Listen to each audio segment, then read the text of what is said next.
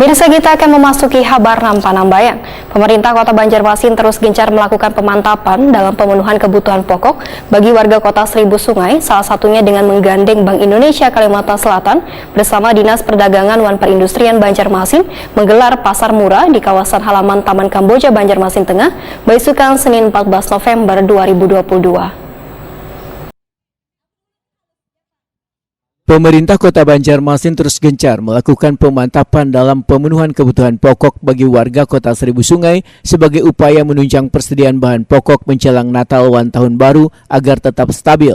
Salah satunya dengan menggandeng Bank Indonesia Kalimantan Selatan bersama Dinas Perdagangan dan Perindustrian Banjarmasin menggelar pasar murah di kawasan halaman Taman Kamboja Banjarmasin Tengah, Baisukan Senin 14 November 2022. Ada puluhan pelaku usaha UMKM dan industri kecil menengah IKM nang turut memeriahkan kegiatan pasar murah nang dilaksanakan selawas 2 hari.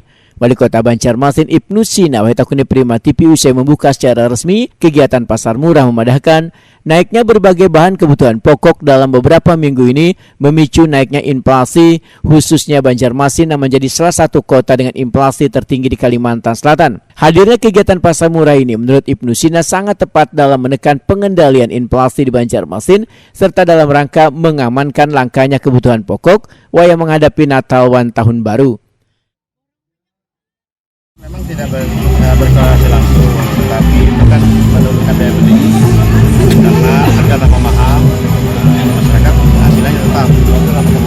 Kemudian lagi kita berupaya lah bulan ini, termasuk dari wanti-wanti Pak Imam, akhir tahun juga yang lebih kita perhatian karena ada momentum Natal Tahun Baru. Biasanya permintaan kan melonjak karena pasokan tipis. Berarti kita harus pastikan pasokan itu cukup untuk mengendalikan harga-harga.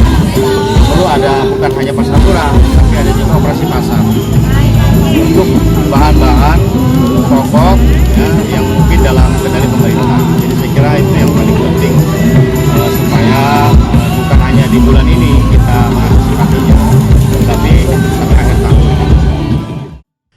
Sementara itu, Kepala Disperdagin Banjarmasin Ikhram Muptesar memadahkan bila Bank Indonesia Kalimantan Selatan dalam kolaborasi ini telah menyiapkan sekitar 70 buah stand. Sementara sebanyak 43 IKM mempersiapkan berbagai kebutuhan pokok nang kaya baras, gula pasir, daging, ayam, wan hintalu nang tersedia 300 paket sembako.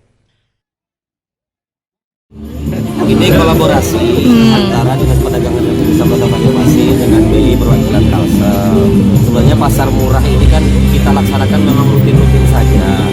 Cuman karena ada kolaborasi dengan BI, jadi yang disiapkan oleh BI ada 70 tenda sarnafil, tapi yang isi untuk IKM, untuk pasar murahnya itu dari Dinas Perdagangan dan Perindustrian Banjarmasin. Total IKM-nya ada 43 IKM, terus juga ada UP2K dari masing-masing kecamatan.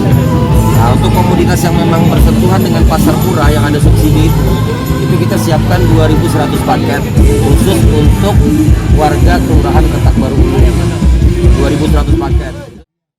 Ikhram Muptesar menambahkan, dalam waktu dekat Disperdagin Banjarmasin akan berkoordinasi dengan Bulog dalam penyediaan baras lokal dalam kegiatan pasar murah.